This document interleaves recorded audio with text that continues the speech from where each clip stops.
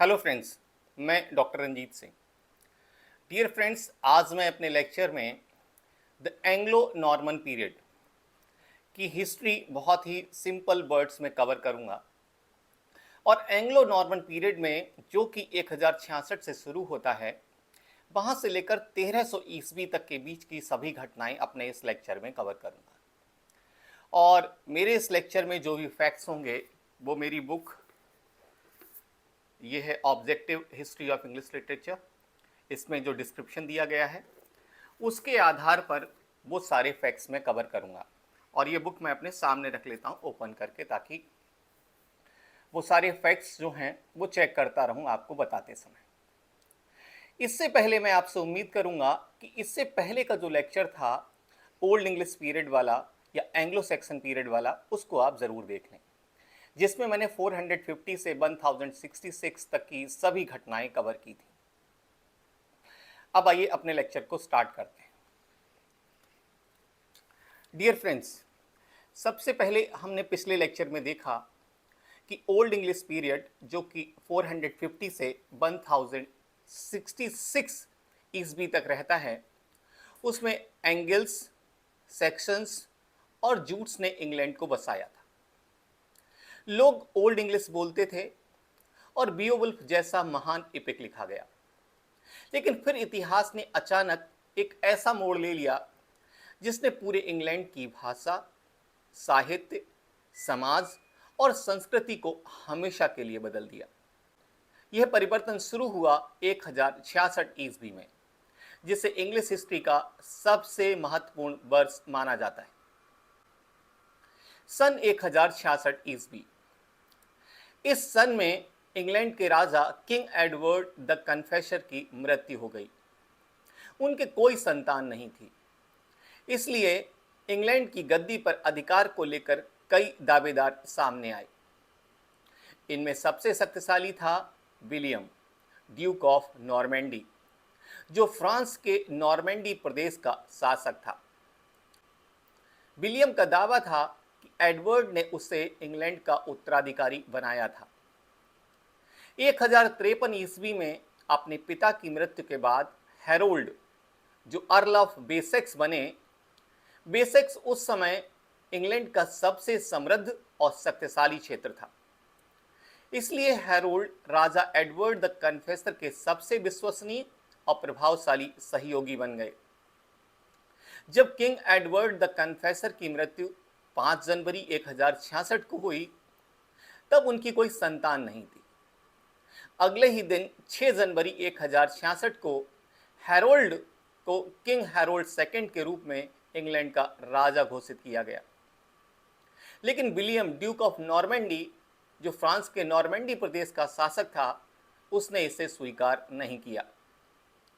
उसने नॉर्मैंडी से हजारों सैनिक, घुड़सवारों और धनुर्धरियों की विशाल सेना लेकर इंग्लिश चैनल पार किया और इंग्लैंड पर आक्रमण कर दिया। 14 अक्टूबर 1066 को दोनों सेनाओं के बीच बैटल ऑफ हेस्टिंग्स हुई। यह युद्ध पूरे दिन चला। अंत में हैरोल्ड युद्ध में मारा गया। प्रसिद्ध परंपरा के अनुसार उसकी आंख में तीर लगा था। विलियम विजयी हुआ। इसी विजय के कारण विलियम को इतिहास में विलियम द कनकरर कहा जाता है। 25 दिसंबर 1066 को वेस्टमिंस्टर एबी में उसका राज्याभिषेक हुआ और यहीं से शुरू होता है द एंग्लो नॉर्मन पीरियड, जो हम 1066 से लगभग 1300 ईस्वी तक मानते हैं। एंग्लो नॉर्मन पीरियड का नाम दो अलग अलग जातियों, ट्राइब्स या पीपल्स के नामों को मिलाकर रखा गया। ये थे एंग्लो सेक्शंस और नॉर्मन्स। 1066 ईस्वी से पहले इंग्लैंड पर एंग्लो सेक्शंस का शासन था। वे इंग्लैंड के पुराने निवासी थे और ओल्ड इंग्लिश भाषा बोलते थे। लेकिन 1066 ईस्वी में विलियम, ड्यूक ऑफ नॉर्मैंडी ने इंग्लैंड पर आक्रमण किया। उसने बैटल ऑफ हेस्टिंग्स में किंग हैरोल्ड सेकंड को हराकर इंग्लैंड पर अधिकार कर लिया। विलियम नॉर्मैंडी नामक प्रदेश से आया था, जो उस समय फ्रांस का एक क्षेत्र था। नॉर्मैंडी के लोगों को नॉर्मन्स कहा जाता था। विलियम के साथ हजारों नॉर्मन सैनिक, अधिकारी, पादरी और सामंत लॉर्ड्स भी इंग्लैंड आए थे और उन्होंने शासन संभाला। अब इंग्लैंड में दो प्रमुख समुदाय रहने लगे। एक थे एंग्लो सैक्सन्स जो पहले से इंग्लैंड में रहते थे, और दूसरी ओर थे नॉर्मन्स जो नए शासक बन गए थे। नॉर्मन्स शासक जो थे वो फ्रेंच भाषा बोलते थे, जबकि सामान्य जनता इंग्लिश बोलती थी। धीरे धीरे दोनों समुदायों की भाषा, संस्कृति और परंपराएं एक दूसरे से मिलने लगीं। इसी कारण इतिहासकारों ने 1066 से 1300 ईस्वी तक के काल को एंग्लो नॉर्मन पीरियड नाम दिया।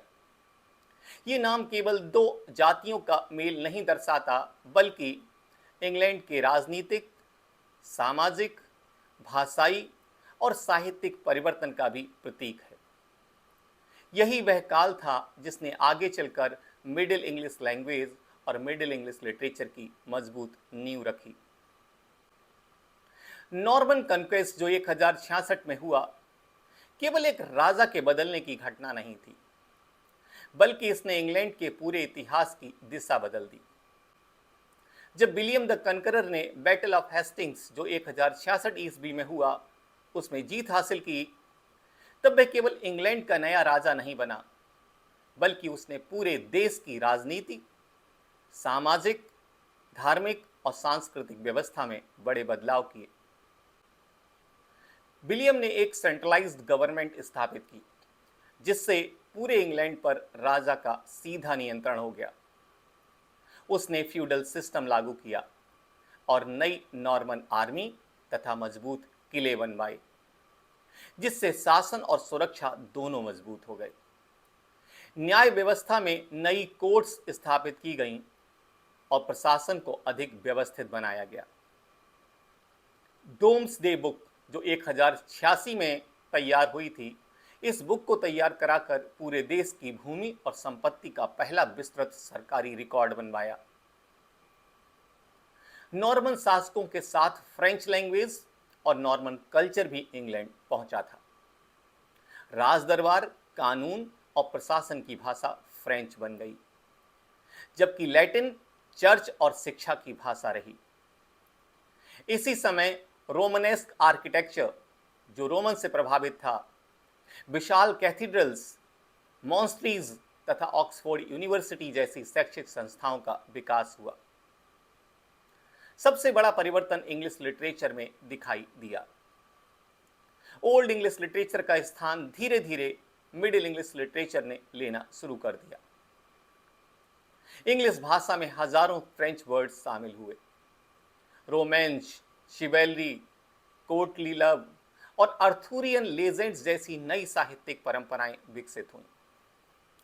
इसलिए नॉर्मन कन्क्वेस्ट को इंग्लिश लैंग्वेज और इंग्लिश लिटरेचर के इतिहास का सबसे महत्वपूर्ण परिवर्तनकारी मोड़ माना जाता है। द एंग्लो नॉर्मन पीरियड में इंग्लैंड की राजनीतिक व्यवस्था पूरी तरह बदल गई थी। 1066 ईस्वी में विलियम द कनकरर की जीत के बाद इंग्लैंड में पहली बार एक मजबूत सेंट्रलाइज्ड मोनार्की स्थापित हुई। इसका अर्थ था कि पूरे देश की सत्ता केवल किंग के हाथ में आ गई। ओल्ड इंग्लिश पीरियड में इंग्लैंड के कई शक्तिशाली अर्ल्स और लॉर्ड्स अपने अपने क्षेत्रों में काफी हद तक स्वतंत्र थे। वे स्थानीय स्तर पर शासन करते थे और राजा का नियंत्रण सीमित था। लेकिन विलियम ने इस व्यवस्था को समाप्त कर दिया। उसने घोषणा की कि इंग्लैंड की सारी भूमि किंग की है। इसके बाद उसने ये भूमि अपने वफादार नॉर्मन बेरन्स और सैनिकों को बांट दी। इस नई व्यवस्था को फ्यूडल सिस्टम कहा गया। इसमें सबसे ऊपर किंग होता था, उसके नीचे बेरन्स लॉर्ड्स जिसका मतलब सामंत या जागीरदार होता है, और उसके बाद नाइट्स योद्धा सूरवीर होते थे, और सबसे नीचे पीजेंट्स किसान तथा सर्व्स खेत जोतने वाले दास होते थे। प्रत्येक व्यक्ति अपने से ऊपर वाले के प्रति निष्ठा, लॉयल्टी और सैन्य सेवा, मिलिट्री सर्विस देने के लिए बाध्य था। बदले में उसे भूमि और सुरक्षा मिलती थी। इस प्रकार विलियम ने पूरे इंग्लैंड पर अपना सीधा नियंत्रण स्थापित किया। इससे राजा की शक्ति बहुत बढ़ गई, विद्रोह कम हुए और प्रशासन अधिक संगठित हो गया। यही सेंट्रलाइज्ड मोनार्की और फ्यूडल सिस्टम आगे कई शताब्दियों तक इंग्लैंड की राजनीतिक व्यवस्था का आधार बने रहे। बात आती है कि फ्यूडल सिस्टम क्या था। फ्यूडल सिस्टम मध्यकालीन यूरोप की एक राजनीतिक, सामाजिक और आर्थिक व्यवस्था थी। नॉर्मन कनकेस्ट जो 1066 ईस्वी में हुआ था, इसके बाद विलियम द कनकरर ने इसी व्यवस्था को इंग्लैंड में लागू किया। इस प्रणाली का मुख्य आधार लैंड, भूमि और लॉयल्टी, निष्ठा थी। इस व्यवस्था में सबसे ऊपर किंग होता था। पूरे देश की भूमि का वास्तविक मालिक वही माना जाता था। राजा अपने विश्वसनीय बेरंस लॉर्ड्स को बड़ी बड़ी जागीरें, स्टेट्स दिया करता था। बदले में बेरंस राजा के प्रति वफादार रहते थे और युद्ध के समय सैनिक उपलब्ध कराते थे। बेरंस अपनी भूमि का कुछ भाग नाइट्स, योद्धाओं को देते थे। नाइट्स प्रशिक्षित घुड़सवार सैनिक होते थे। उनका मुख्य कार्य राजा और वेरेंस की रक्षा करना तथा युद्ध में लड़ना होता था। सबसे नीचे पीजेंट्स और सर्व्स होते थे। वे खेती करते थे और भूमि पर काम करके अनाज पैदा करते थे। बदले में उन्हें रहने के लिए जमीन और सुरक्षा मिलती थी। सर्व्स पूरी तरह स्वतंत्र नहीं होते थे। वे जिस भूमि पर काम करते थे उसे छोड़कर कहीं और नहीं जा सकते थे। इस प्रकार फ्यूडल सिस्टम में हर व्यक्ति अपने से ऊपर वाले के प्रति वफादार रहता था। लैंड के बदले मिलिट्री सर्विस और अन्य सेवाएं दी जाती थी। यही व्यवस्था लगभग पूरे मिडिवल यूरोप में कई शताब्दियों तक प्रचलित रही और इंग्लैंड की राजनीति तथा समाज की आधारशिला बन गई। मैंने अभी थोड़ी देर पहले एक बुक का जिक्र किया था, डोम्सडे बुक, जो 1086 में आई थी। डोम्सडे बुक विलियम द कनकरर की सबसे महत्वपूर्ण प्रशासनिक उपलब्धियों में से एक थी। 1086 ईस्वी में विलियम ने पूरे इंग्लैंड का एक विशाल सर्वे कराया ताकि उसे यह पता चल सके कि देश में कितनी भूमि, संपत्ति और आय है। इस सर्वेक्षण के आधार पर एक विस्तृत सरकारी रिकॉर्ड तैयार किया गया। इस रिकॉर्ड को डूम्सडे बुक कहा गया। इस पुस्तक में लगभग पूरे इंग्लैंड की जानकारी दर्ज की गई थी, जैसे किसके पास कितनी लैंड है, कितने पीजेंट्स हैं, कितने ऑक्सन, बुल्स या शीप या अन्य पशु हैं, कितनी खेती है, कितनी इनकम प्राप्त होती है और किस क्षेत्र से कितना टैक्स लिया जा सकता है। इस पुस्तक का नाम डोम्सडे इसलिए पड़ा क्योंकि उस समय लोगों का मानना था कि इसमें दर्ज जानकारी अंतिम और निश्चित है। ठीक उसी प्रकार जैसे डोम्सडे अर्थात डे ऑफ जजमेंट, जिसे डूम्सडे कहते हैं आप, उस बुक का निर्णय भी अंतिम माना जाता है। डोम्सडे बुक को मिडिवल इंग्लैंड का पहला नेशनल सर्वे और पहला विशाल सरकारी रिकॉर्ड माना जाता है। इससे विलियम को टैक्स कलेक्शन, भूमि के स्वामित्व अर्थात लैंड ओनरशिप और प्रशासन को व्यवस्थित करने में बहुत सहायता मिली। आज भी इतिहासकार डोम्सडे बुक का अध्ययन करके उस समय के इंग्लैंड की पॉलिटिकल, सोशल, इकोनॉमिक और एग्रीकल्चरल लाइफ के बारे में महत्वपूर्ण जानकारी प्राप्त करते हैं। इसलिए यह इंग्लैंड के इतिहास का एक अमूल्य ऐतिहासिक दस्तावेज, हिस्टोरिकल डॉक्यूमेंट माना जाता है। नॉर्मन कनकेस्ट के बाद विलियम द कनकरर ने पूरे इंग्लैंड में बड़ी संख्या में मजबूत कासिल्स, किले बनवाए थे। ये कासिल्स केवल रहने के लिए नहीं थे, बल्कि मिलिट्री फोर्स और एडमिनिस्ट्रेटिव सेंटर्स के रूप में भी काम करते थे।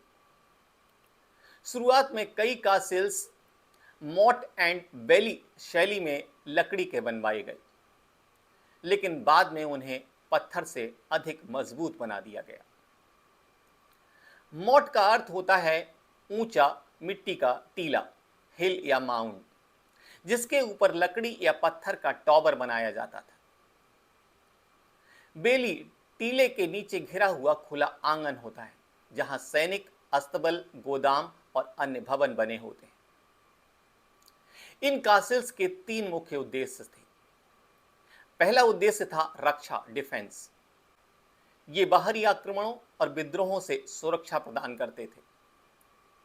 दूसरा उद्देश्य था प्रशासन, एडमिनिस्ट्रेशन। यहीं से नॉर्मन लॉर्ड्स अपने क्षेत्रों का शासन चलाते थे और कर, टैक्स वसूलते थे और न्याय का कार्य करते थे। तीसरा उद्देश्य था जनता पर नियंत्रण, कंट्रोल रखना। विशाल कासिल्स नॉर्मन शासन की शक्ति का प्रतीक थे और लोगों में राजा के प्रति सम्मान तथा भय दोनों बनाए रखते थे। इस काल के सबसे प्रसिद्ध कासिल्स में टावर ऑफ लंदन, जिसका निर्माण विलियम ने लगभग 1078 ईस्वी में शुरू कराया, और विंडसर कासिल, जिसका प्रारंभिक विकास 11वीं शताब्दी में हुआ। ये दोनों कासिल्स विशेष रूप से महत्वपूर्ण हैं। इन मजबूत पत्थर के कासिल्स ने इंग्लैंड में नॉर्मन रूल को सुरक्षित और स्थायी बनाया। उन्होंने राजा की राजनीतिक शक्ति को मजबूत किया, विद्रोहों को नियंत्रित किया और इंग्लैंड में एक संगठित तथा शक्तिशाली सेंट्रलाइज्ड मोनार्की की स्थापना में महत्वपूर्ण भूमिका निभाई। अब बात करते हैं सामाजिक जीवन के बारे में। एंग्लो नॉर्मन पीरियड में इंग्लैंड का समाज स्पष्ट रूप से 2 प्रमुख वर्गों में बंट गया था। सबसे ऊपर नॉर्मन नोबिलिटी थी, जिसमें लॉर्ड्स आते थे, जबकि सबसे नीचे इंग्लिश कॉमन पीपल थे। नॉर्मन्स नए शासक थे, इसलिए उनके पास अधिक लैंड, धन और राजनीतिक शक्ति थी। वे बड़े कासिल्स में रहते थे, फ्रेंच भाषा बोलते थे और राजा के प्रशासन में महत्वपूर्ण पदों पर कार्य करते थे। दूसरी ओर अधिकांश इंग्लिश कॉमन पीपल किसान, मजदूर और कारीगर थे। उनका जीवन खेती और पशुपालन पर निर्भर था। वे अपने लॉर्ड की भूमि पर काम करते थे और बदले में रहने की जगह तथा सुरक्षा प्राप्त करते थे। उन्हें अपनी उपज का एक हिस्सा टैक्स या किराए के रूप में देना पड़ता था। इस समाज का सबसे गरीब वर्ग सर्ब्स था। सर्ब्स पूरी तरह स्वतंत्र नहीं होते थे। वे जिस भूमि पर काम करते थे उसे छोड़कर कहीं और नहीं जा सकते थे और अपने लॉर्ड की अनुमति के बिना स्थान नहीं बदल सकते थे। उनका जीवन कठिन परिश्रम, सीमित अधिकारों और आर्थिक कठिनाइयों से भरा होता था। इस प्रकार एंग्लो नॉर्मन सोसाइटी में सामाजिक असमानता, सोशल इनइक्वालिटी बहुत अधिक थी। एक ओर अमीर नॉर्मन नोबिलिटी थी, जबकि दूसरी ओर मेहनतकश इंग्लिश कॉमन पीपल और सर्ब्स थे। यही सामाजिक संरचना फ्यूडल सिस्टम का मुख्य आधार थी और कई शताब्दियों तक इंग्लैंड के समाज को प्रभावित करती रही। उस समय के समाज में मैनर सिस्टम भी बहुत पॉपुलर था। मैनर सिस्टम मध्यकालीन इंग्लैंड की ग्रामीण, आर्थिक और सामाजिक व्यवस्था थी। एंग्लो नॉर्मन पीरियड में अधिकांश लोग गांव में रहते थे और उनका जीवन मैनर के आसपास ही चलता था। मैनर मध्यकालीन इंग्लैंड की एक बड़ी स्टेट जमींदारी या ग्रामीण क्षेत्र को कहा जाता था, जिसका मालिक एक लॉर्ड होता था। यह केवल एक घर नहीं था, बल्कि एक पूरा गांव या गांव का समूह होता था, जहां खेती, पशुपालन और लोगों का दैनिक जीवन चलता था। एक मैनर में सामान्यतया निम्न चीजें हुआ करती थी। एक तो लॉर्ड्स हाउस, जिसे मैनर हाउस कहा जाता था, लॉर्ड का बड़ा सा घर। एक चर्च, पूजा और शिक्षा का केंद्र। फील्ड्स, खेती की बहुत सारी जमीन। पीजेंट्स और सर्व्स, खेती करने वाले लोग। मिल, चक्की होती थी अनाज पीसने के लिए। पॉस्चर, पशुओं के चरने की जगह हुआ करती थी, चारागाह हुआ करते थे। फॉरेस्ट लकड़ी और शिकार के लिए जंगल हुआ करते थे। वर्कशॉप्स कारीगरों के काम करने की जगह हुआ करती थी। ये सारी चीजों को मिलाकर एक बड़ा सा मेनर बनता था। गांव के अधिकांश लोग इसी मेनर में रहते और काम करते थे। किसान खेती करते थे, मजदूर विभिन्न प्रकार के काम करते थे और सभी लोग किसी न किसी रूप में लॉर्ड की सेवा करते थे। मैनर सिस्टम की सबसे बड़ी विशेषता यह थी कि यह लगभग सेल्फ सफिशिएंट अर्थात आत्मनिर्भर होता था। लोगों की अधिकांश आवश्यकताएं जैसे फूड, क्लोथ्स, लकड़ी, अनाज, आटा और अन्य दैनिक उपयोग की वस्तुएं उसी मैनर में तैयार हो जाती थी। इसलिए बाहर के व्यापार पर बहुत कम निर्भरता होती थी। इस व्यवस्था में लॉर्ड सुरक्षा और भूमि प्रदान करता था, जबकि पीजेंट्स और सर्व्स खेती तथा अन्य कार्य के लिए उसकी सेवा करते थे। इस प्रकार मैनर सिस्टम ने फ्यूडल सिस्टम को और मजबूत बनाया और कई शताब्दियों तक इंग्लैंड की ग्रामीण अर्थव्यवस्था और सामाजिक जीवन का आधार बना रहा। अब आइए इस एंग्लो नॉर्मन पीरियड में इकोनॉमिक लाइफ, लोगों के आर्थिक जीवन पर चर्चा करते हैं। एंग्लो नॉर्मन पीरियड में इंग्लैंड की अर्थव्यवस्था, इकोनॉमी मुख्य रूप से एग्रीकल्चर, कृषि पर आधारित थी। अधिकांश लोग गांव में रहते थे और खेती करके अपना जीवन यापन करते थे। मुख्य फसलें व्हीट, बार्ले और ओट्स हुआ करती थी। उनका उपयोग भोजन बनाने और पशुओं के चारे के रूप में किया जाता था। खेती के साथ साथ एनिमल हस्बेंड्री अर्थात पशुपालन भी आय का मुख्य और महत्वपूर्ण स्रोत था। लोग शीप, कैटल, हॉर्सेस और अन्य पशु पालते थे।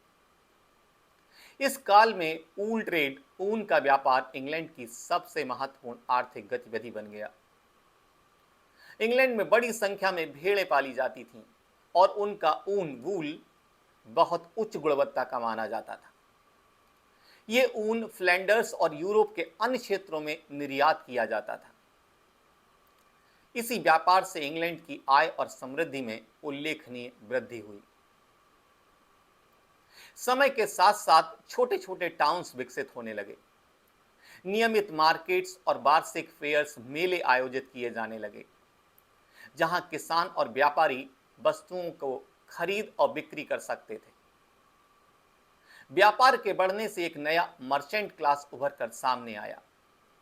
यह वर्ग दूर दूर तक व्यापार करता था और इंग्लैंड की आर्थिक प्रगति में महत्वपूर्ण भूमिका निभाने लगा। इस प्रकार एग्रीकल्चर, ऊल ट्रेड, मार्केट्स, फेयर्स और मर्चेंट क्लास ने मिलकर एंग्लो नॉर्मन पीरियड की अर्थव्यवस्था को मजबूत बनाया और इंग्लैंड को धीरे धीरे एक समृद्ध व्यापारिक देश बनने की दिशा में आगे बढ़ाया। एंग्लो नॉर्मन पीरियड में रिलीजन, धर्म का लोगों के जीवन में बहुत महत्वपूर्ण स्थान था। नॉर्मन किंग्स ने रोमन कैथोलिक चर्च को पूरा समर्थन दिया और उसे समाज की सबसे शक्तिशाली संस्थाओं में से एक बना दिया। राजा और चर्च मिलकर देश के प्रशासन, शिक्षा और समाज के विकास में महत्वपूर्ण भूमिका निभाते थे। उस समय चर्च केवल पूजा करने का स्थान नहीं था, यह समाज का सबसे बड़ा school, library, hospital, charity centre और कल्चरल सेंटर भी था। यहां बच्चों और युवाओं को शिक्षा दी जाती थी, बीमार लोगों का उपचार किया जाता था, गरीबों और जरूरतमंदों की सहायता की जाती थी तथा धार्मिक और सांस्कृतिक कार्यक्रम आयोजित किए जाते थे। इस काल में अधिकांश पढ़े लिखे लोग प्रीस्ट और मॉन्क्स होते थे। वे लैटिन भाषा जानते थे और धार्मिक पुस्तकों का अध्ययन तथा लेखन करते थे। प्रिंटिंग प्रेस के आविष्कार से पहले सभी पुस्तकें हाथ से लिखी जाती थी, इसलिए मॉन्क्स और प्रीस्ट प्राचीन मैन्युस्क्रिप्ट्स कॉपी करते थे और उन्हें सुरक्षित रखते थे। इसी कारण बहुत सी महत्वपूर्ण पुस्तकें आज भी सुरक्षित बची हुई हैं। इस प्रकार रोमन कैथोलिक चर्च केवल धार्मिक संस्था नहीं था, बल्कि शिक्षा, चिकित्सा, साहित्य, कला और समाज सेवा का सबसे बड़ा केंद्र था। इसलिए रिलीजियस लाइफ ने एंग्लो नॉर्मन पीरियड के सामाजिक, सांस्कृतिक और साहित्यिक विकास में अत्यंत महत्वपूर्ण भूमिका निभाई। आइए इस समय जो मठ बनाए गए थे, जो मठ उपस्थित थे, उनकी कुछ डिटेल जानते हैं। एंग्लो नॉर्मन पीरियड में मॉन्स्टीज मठ ज्ञान, शिक्षा और साहित्य के सबसे महत्वपूर्ण केंद्र थे। मॉन्स्टीज ऐसे धार्मिक संस्थान थे जहां मॉन्क्स भिक्षु रहा करते थे। उनका जीवन प्रार्थना, अध्ययन, शिक्षा और समाज सेवा के लिए समर्पित था। उस समय प्रिंटिंग प्रेस का आविष्कार नहीं हुआ था, इसलिए कोई भी पुस्तक मशीन से नहीं छपती थी। प्रत्येक बुक और मैन्युस्क्रिप्ट को हाथ से लिखा जाता था और यह कार्य बहुत समय, धैर्य और मेहनत से किया जाता था। मॉन्क्स विशेष कमरों, जिन्हें स्क्रिप्टोरियम कहा जाता था, इन कमरों में बैठकर पुस्तकों को कॉपी करते थे। इसी कारण प्राचीन बाइबल, धार्मिक ग्रंथ और अन्य महत्वपूर्ण पुस्तकें सुरक्षित रह सकीं। मॉन्स्ट्रीज में बड़ी बड़ी लाइब्रेरीज भी होती थी, जहां अनेक मूल्यवान मैन्युस्क्रिप्ट्स संग्रहित किए जाते थे। ये उस समय के सबसे बड़े ज्ञान भंडार, नॉलेज सेंटर्स थे। यहां स्टूडेंट्स को लैटिन, ग्रामर, रिलीजन, हिस्ट्री और अन्य विषयों की शिक्षा दी जाती थी। कई प्रसिद्ध विद्वान, लेखक और शिक्षक भी इन्हीं मॉन्स्ट्रीज से जुड़े हुए थे। इस प्रकार मॉन्स्ट्रीज केवल पूजा करने के स्थान नहीं थे, बल्कि वे education, literature, library, book copying और लर्निंग के सबसे बड़े केंद्र थे। इसलिए एंग्लो नॉर्मन पीरियड में ज्ञान और साहित्य को सुरक्षित रखने तथा आगे बढ़ाने में मॉन्स्ट्रीज की भूमिका अत्यंत महत्वपूर्ण मानी जाती है। एंग्लो नॉर्मन पीरियड में नॉर्मन्स ने इंग्लैंड में एक नई वास्तुकला शैली विकसित की, जिसे रोमनेस्क आर्किटेक्चर कहा जाता है। यह शैली अपनी मजबूत, विशालता और भव्यता के लिए प्रसिद्ध थी। नॉर्मन शासकों ने अपने शासन को मजबूत बनाने और धार्मिक आस्था को प्रदर्शित करने के लिए अनेक कासिल्स, चर्चेस और कैथेड्रल्स का निर्माण कराया। रोमनेस्क आर्किटेक्चर की प्रमुख विशेषताएं थीं मोटी पत्थर की दीवारें, थिक वॉल्स, गोल मेहराब, राउंड आर्चेस, विशाल चर्चेस, ऊंचे ऊंचे टॉवर्स, छोटे छोटे विंडोज और मजबूत के स्टोन के पिलर्स। इन इमारतों को इस प्रकार बनाया जाता था कि लंबे समय तक सुरक्षित रहें और आक्रमणों का सामना कर सकें। इस काल के प्रसिद्ध नॉर्मन कैथेड्रल्स में डरहम कैथेड्रल, विंचेस्टर कैथेड्रल और एली कैथेड्रल विशेष रूप से उल्लेखनीय हैं। इनमें डरहम कैथेड्रल को नॉर्मन वास्तुकला का सबसे उत्कृष्ट उदाहरण माना जाता है। ये कैथेड्रल्स केवल पूजा के स्थान नहीं थे, बल्कि शिक्षा, संस्कृति और समाज के महत्वपूर्ण केंद्र भी थे। आज भी ये इमारतें मेडिवल आर्किटेक्चर की महान उपलब्धियां मानी जाती हैं। इन्हें देखकर नॉर्मन शासकों की निर्माण कला, इंजीनियरिंग क्षमता और धार्मिक आस्था का पता चलता है। इसलिए रोमनेस्क आर्किटेक्चर को एंग्लो नॉर्मन पीरियड की सबसे महत्वपूर्ण सांस्कृतिक उपलब्धियों में से एक माना जाता है। अगर इस समय की शिक्षा व्यवस्था की चर्चा करें तो एंग्लो नॉर्मन पीरियड में शिक्षा, एजुकेशन मुख्य रूप से रोमन कैथोलिक चर्च के नियंत्रण में थी।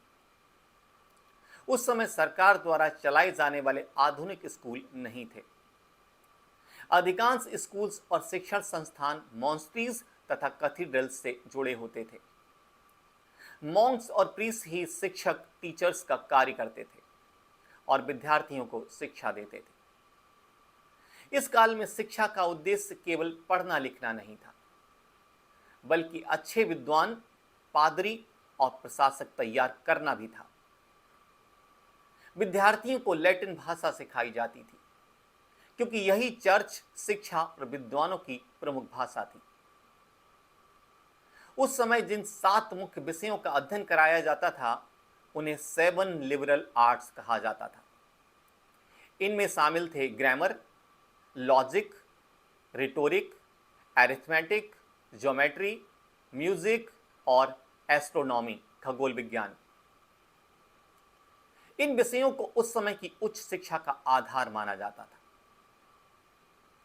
इसी काल में इंग्लैंड में उच्च शिक्षा का भी विकास शुरू हुआ। यूनिवर्सिटी ऑफ ऑक्सफोर्ड लगभग 1096 ईस्वी के आसपास स्थापित की गई और बाद में यूनिवर्सिटी ऑफ कैम्ब्रिज लगभग 1209 ईस्वी के आसपास। ये दो प्रसिद्ध विश्वविद्यालय स्थापित हुए। इन संस्थाओं ने इंग्लैंड को शिक्षा और ज्ञान का महत्वपूर्ण केंद्र बना दिया। इस प्रकार चर्च, मॉन्स्ट्रीज, कैथीड्रल्स और 7 लिबरल आर्ट्स ने एंग्लो नॉर्मन पीरियड की शिक्षा व्यवस्था को मजबूत बनाया और आगे चलकर इंग्लैंड के बौद्धिक तथा साहित्यिक विकास की मजबूत नींव रखी। एंग्लो नॉर्मन पीरियड में इंग्लैंड में उच्च शिक्षा, हायर एजुकेशन का विकास हुआ।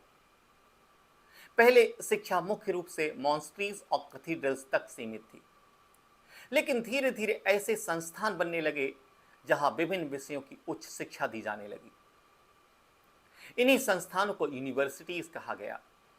इस काल की सबसे प्रसिद्ध संस्था यूनिवर्सिटी ऑफ ऑक्सफोर्ड है।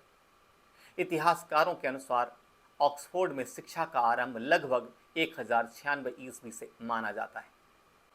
1167 ईस्वी में किंग हेनरी II ने इंग्लिश छात्रों को यूनिवर्सिटी ऑफ पेरिस में पढ़ने से रोक दिया।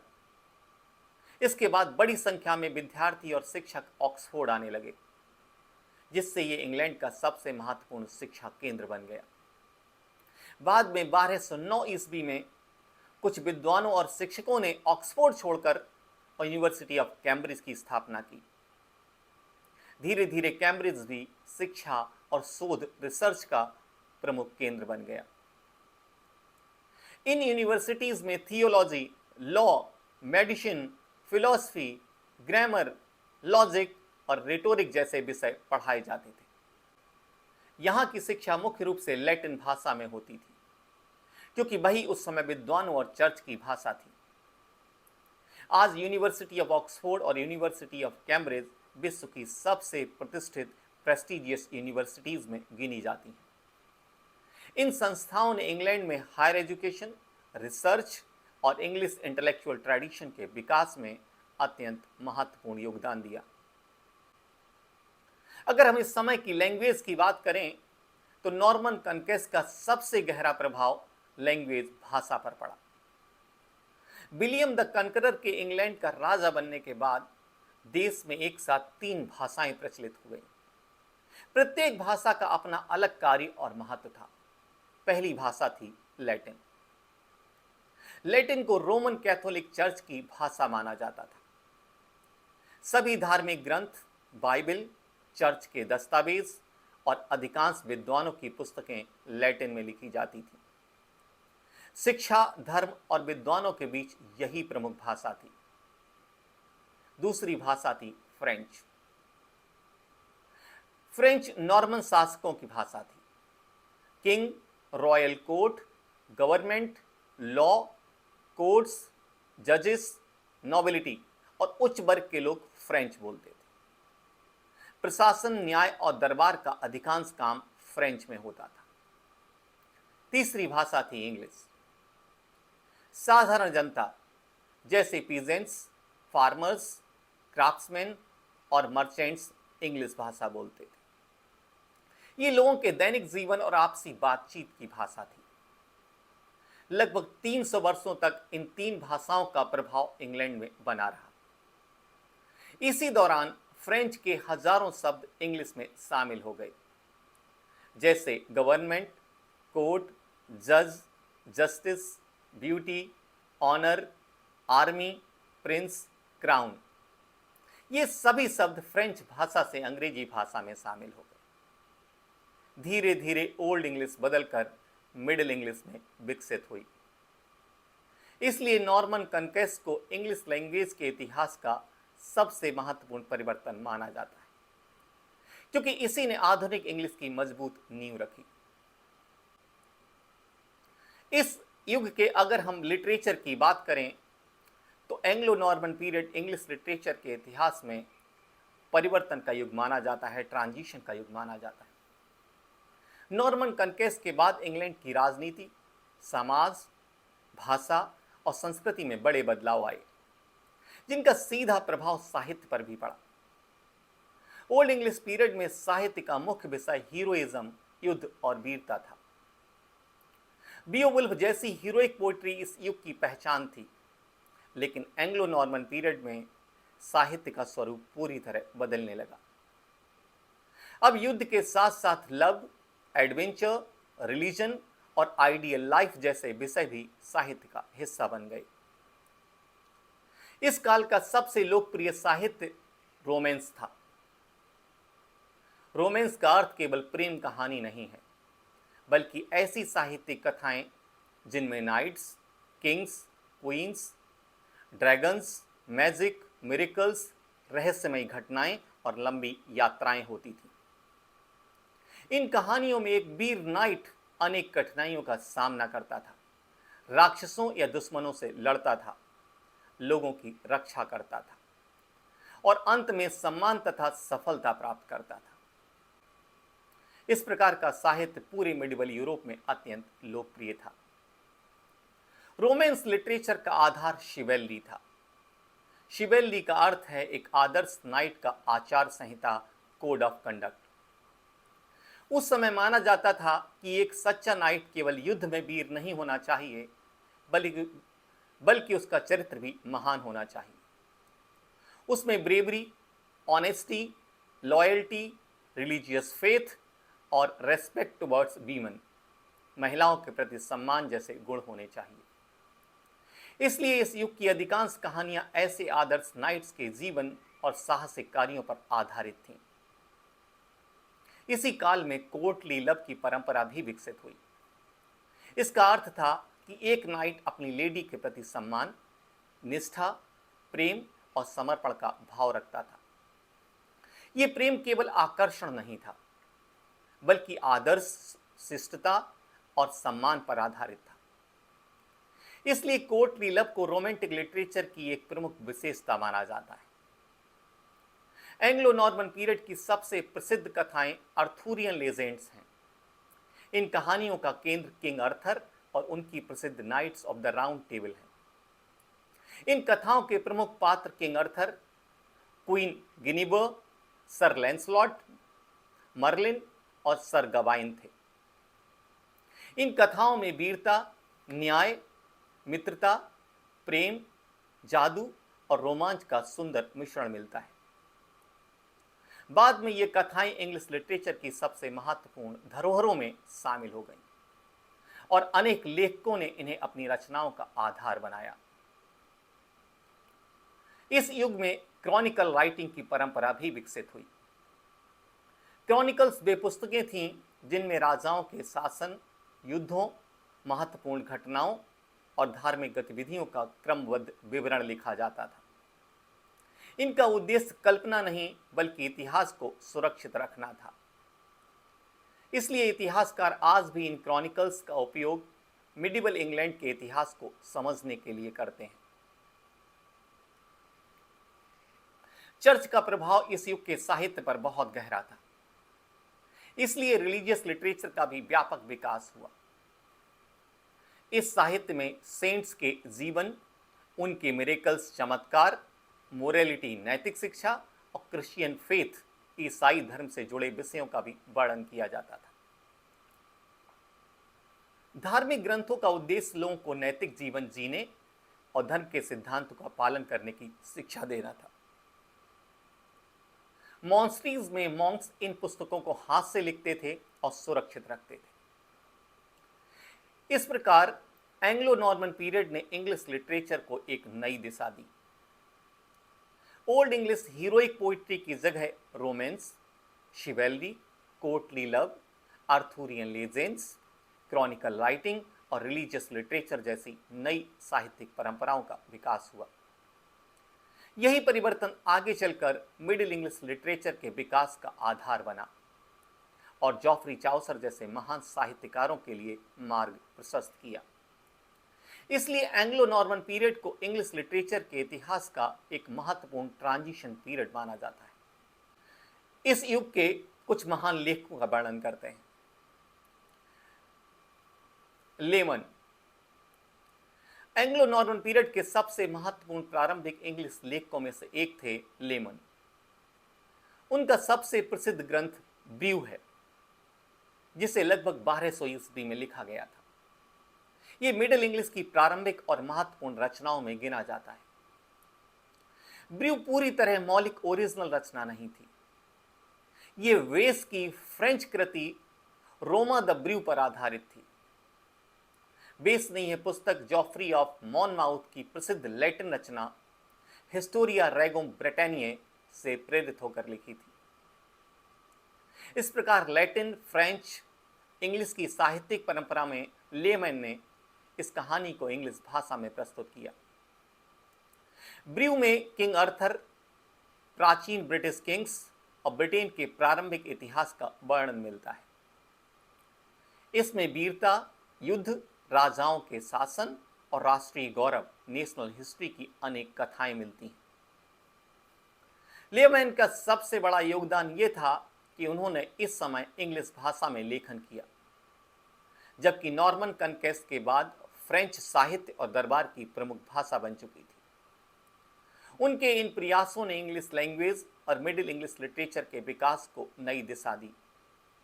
इसलिए लेमन को मिडिल इंग्लिश के प्रारंभिक और महत्वपूर्ण लेखकों में विशेष स्थान दिया जाता है। अगले महान लेखक थे जॉफ्री ऑफ मॉनमाउथ।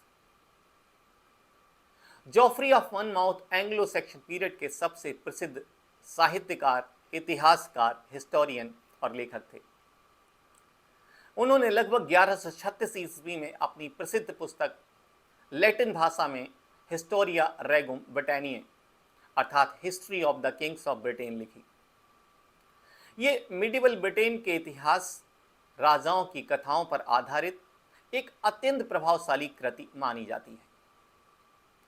इस पुस्तक में जॉफ्री ने ब्रिटेन के प्राचीन राजाओं का वर्णन किया है। इसकी सबसे महत्वपूर्ण विशेषता किंग अर्थर की विस्तृत कहानी है। जॉफ्री ने किंग अर्थर को एक महान, वीर और आदर्श राजा के रूप में प्रस्तुत किया। उनकी पुस्तक के कारण किंग अर्थर, मर्लिन और अन्य अर्थुरियन पात्रों की कथाएं पूरे यूरोप में प्रसिद्ध हो गईं। यद्यपि आधुनिक इतिहासकार मानते हैं कि हिस्टोरिया रेगुम ब्रिटानिया में इतिहास के साथ कई लेजेंड्स और काल्पनिक घटनाएं भी शामिल हैं, फिर भी इसका साहित्यिक महत्व बहुत अधिक है। इस पुस्तक ने बाद के अनेक लेखकों को प्रेरित किया। सबसे पहले वेस ने इस पुस्तक के आधार पर फ्रेंच में रोमा द ब्रू लिखी, जो 1155 के आसपास लिखी गई थी। इसके बाद लेमन ने इसी कहानी को इंग्लिश में ब्रू के रूप में प्रस्तुत किया, जो लगभग 1200 के आसपास आई थी। इस प्रकार जॉफ्री ऑफ मॉनमाउथ ने अर्थुरियन लीजेंड्स को लोकप्रिय बनाने और इंग्लिश लिटरेचर के विकास में अत्यंत महत्वपूर्ण योगदान दिया। उनकी रचना ने आगे चलकर रोमेंस लिटरेचर और मिडिल इंग्लिश लिटरेचर की मजबूत नींव रखी। अगले महत्वपूर्ण लेखक थे वेस। वेस एंग्लो नॉर्मन पीरियड के एक प्रसिद्ध नॉर्मन पोइट और इतिहासकार थे। वे नॉर्मैंडी, फ्रांस से थे और उन्होंने फ्रेंच भाषा में साहित्य की रचना की। उनकी सबसे प्रसिद्ध कृति रोमा द ब्रू है, जिसे लगभग 1155 में लिखा गया था। Roman de Brut Geoffrey of Monmouth की प्रसिद्ध लैटिन पुस्तक हिस्टोरिया रेगुम ब्रिटानिया पर आधारित थी। इस पुस्तक में ब्रिटेन के प्राचीन राजाओं, विशेष रूप से किंग अर्थर और Knights of the round Table की कहानियों का वर्णन मिलता है। बेस ने इन कथाओं को सरल फ्रेंच भाषा में प्रस्तुत किया, जिससे वे आम लोगों में अधिक लोकप्रिय हो गईं। बाद में लेमन ने इसी पुस्तक से प्रेरणा लेकर लगभग 1200 ईस्वी में इंग्लिश भाषा में ब्रू लिखी। इसलिए बेस लैटिन लिटरेचर और मिडिल इंग्लिश लिटरेचर के बीच एक महत्वपूर्ण लिंक कड़ी माने जाते हैं। अगली महान रचना है Ancrene Wisse. Ancrene Wisse Anglo Norman period की एक प्रसिद्ध धार्मिक प्रोज रचना है। इसे लगभग 1225 ईस्वी में मिडिल इंग्लिश भाषा में लिखा गया था। यह पुस्तक 3 धार्मिक महिलाओं, जिन्हें एनक्रिसिस कहा जाता था, उनके लिए लिखी गई थी। एनक्रिसिस वे महिलाएं थीं जो अपना जीवन प्रार्थना, ध्यान और ईश्वर की सेवा के लिए समर्पित कर देती थीं। इस पुस्तक में उन्हें प्रार्थना करने, अनुशासित जीवन जीने और अच्छे आचरण अपनाने और धार्मिक नियमों का पालन करने की शिक्षा दी गई है। एन क्रेन बिस्से को मिडिल इंग्लिश प्रोज का प्रारंभिक और उत्कृष्ट उदाहरण माना जाता है। इससे हमें उस समय की भाषा और धार्मिक जीवन के बारे में महत्वपूर्ण जानकारी मिलती है। एक और महत्वपूर्ण रचना है इस समय की, जिसका नाम था ऑर्म्युलम। ऑर्म्युलम एंग्लो नॉर्मन पीरियड की एक महत्वपूर्ण धार्मिक कृति है। इसके लेखक ऑर्म थे और इसे लगभग 1180 ईस्वी में लिखा गया था। इसका उद्देश्य बाइबल की शिक्षाओं को सामान्य लोगों तक सरल भाषा में पहुंचाना था।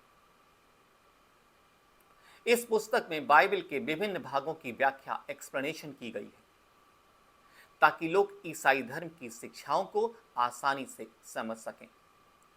ऑर्म्युलम की भाषा बहुत सरल और व्यवस्थित है, इसलिए भाषा वैज्ञानिक लिंग्विस्ट इसे मिडिल इंग्लिश के विकास को समझने का एक महत्वपूर्ण स्रोत मानते हैं।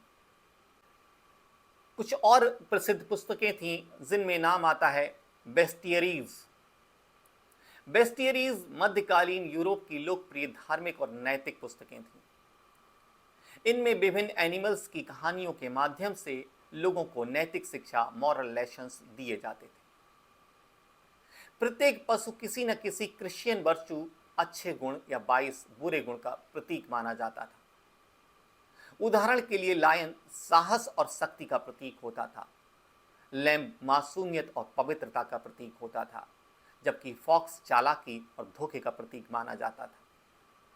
इन कहानियों का उद्देश्य केवल पशुओं का वर्णन करना नहीं था, बल्कि लोगों को अच्छे चरित्र, नैतिक जीवन और धार्मिक मूल्यों की शिक्षा देना था। इस प्रकार वेस, एन क्रेन बिस्से, ऑर्म्युलम और बेस्टियरीज ने एंग्लो नॉर्मन पीरियड के साहित्य को समृद्ध बनाया और मिडिल इंग्लिश लिटरेचर के विकास में महत्वपूर्ण योगदान दिया। एंग्लो नॉर्मन पीरियड में अधिकांश लोग गांव में रहते थे और उनका जीवन बहुत कठिन था। एक सामान्य पीजेंट किसान का पूरा दिन मेहनत में बीतता था। वह सुबह सूर्योदय से पहले उठता था और शाम तक खेतों में काम करता था। मुख्य कार्य खेती, पशुपालन और अपने लॉर्ड की भूमि पर श्रम करना था। बदले में उसे रहने के लिए जमीन और सुरक्षा मिलती थी। किसानों को अपनी उपज का एक हिस्सा टैक्स या किराए के रूप में देना पड़ता था। वे नियमित रूप से चर्च जाते थे, क्योंकि धर्म उनके जीवन का महत्वपूर्ण हिस्सा था। वर्ष भर में होने वाले धार्मिक त्योहार, रिलीजियस फेस्टिवल्स और मेले, फेयर्स उनके मनोरंजन के प्रमुख साधन थे। यही उनका सामान्य जीवन था। इसके विपरीत नॉर्मन लॉर्ड्स का जीवन बहुत आरामदायक और समृद्ध था। वे विशाल कासिल्स, किलों में रहते थे। उनका समय हंटिंग, हॉर्स राइडिंग, सैनिक अभ्यास, प्रशासनिक कार्य और बड़े फीस भोजन दावतों में बीतता था। वे सामान्यतः फ्रेंच भाषा बोलते थे और समाज के सबसे प्रभावशाली वर्ग से संबंधित थे। इस काल में महिलाओं की स्थिति उनके सामाजिक वर्ग पर निर्भर करती थी। नॉर्मन नोबिलिटी या उच्च वर्ग की महिलाओं को अपेक्षाकृत अधिक सुविधाएं प्राप्त होती थीं।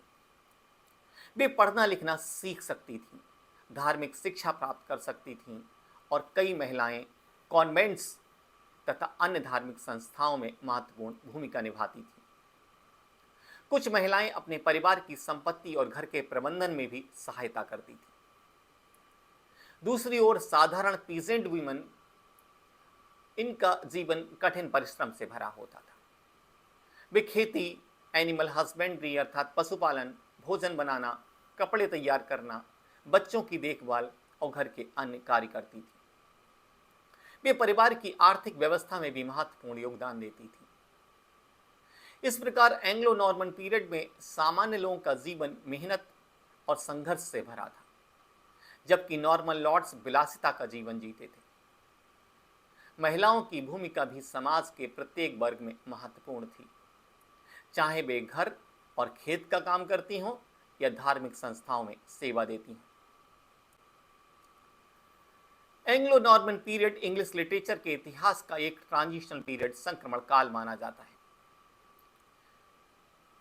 इस प्रकार Anglo Norman period English literature के इतिहास का एक ट्रांजिशन पीरियड, संक्रमण काल माना जाता है। इस युग ने केवल इंग्लैंड की राजनीति और समाज को ही नहीं बदला, बल्कि इंग्लिश भाषा और साहित्य को भी एक नई दिशा दी। इसी कारण इसे इंग्लिश लिटरेचर के विकास का एक अत्यंत महत्वपूर्ण काल माना जाता है। इस काल में ओल्ड इंग्लिश धीरे धीरे बदलकर मिडिल इंग्लिश में विकसित होने लगी। नॉर्मन कनकेस्ट के बाद फ्रेंच भाषा का गहरा प्रभाव पड़ा और हजारों फ्रेंच वर्ड्स इंग्लिश में शामिल हो गए। यही परिवर्तन आगे चलकर आधुनिक इंग्लिश लैंग्वेज की नींव बना। इस युग में रोमांस लिटरेचर का विकास हुआ, जिसमें knights, kings, love, adventure, magic और हीरोइज्म की कहानियां लिखी गईं। शिवेल्ली का आदर्श भी बहुत लोकप्रिय हुआ, जिसमें एक आदर्श नाइट के गुणों, ब्रेवरी, लॉयल्टी, ऑनेस्टी और रेस्पेक्ट को साहित्य का महत्वपूर्ण विषय बनाया गया। इसी समय आर्थुरियन लेजेंड्स, विशेष रूप से किंग आर्थर और Knights of the round Table की कथाएं पूरे यूरोप में प्रसिद्ध हुईं। चर्च के प्रभाव से रिलीजियस प्रोज का भी विकास हुआ। एक्रेन बिस्से और ऑर्मुलम जैसी रचनाएं इसी काल की महत्वपूर्ण उपलब्धियां हैं। साथ ही क्रॉनिकल राइटिंग की परंपरा का विकास हुआ, जिसमें राजाओं, युद्धों और ऐतिहासिक घटनाओं का क्रमबद्ध वर्णन मिलता है। इसी काल में यूनिवर्सिटी ऑफ ऑक्सफोर्ड और यूनिवर्सिटी ऑफ कैम्ब्रिज जैसी प्रसिद्ध यूनिवर्सिटीज के विकास से उच्च शिक्षा को नई दिशा मिली। इन सभी परिवर्तनों ने मिलकर मिडिल इंग्लिश लिटरेचर के विकास का मार्ग प्रशस्त किया। यही वह आधार था जिस पर आगे चलकर जॉफ्री चाउसर, जिन्हें फादर ऑफ इंग्लिश पोइट्री कहा जाता है, उन्होंने अपनी महान रचनाएं लिखी और मिडिल इंग्लिश लिटरेचर को विश्व भर में प्रसिद्ध बनाया। इसलिए एंग्लो नॉर्मन पीरियड को इंग्लिश लैंग्वेज और इंग्लिश लिटरेचर के इतिहास का एक अत्यंत महत्वपूर्ण और परिवर्तनकारी युग माना जाता है। Thank you friends, thank you very much.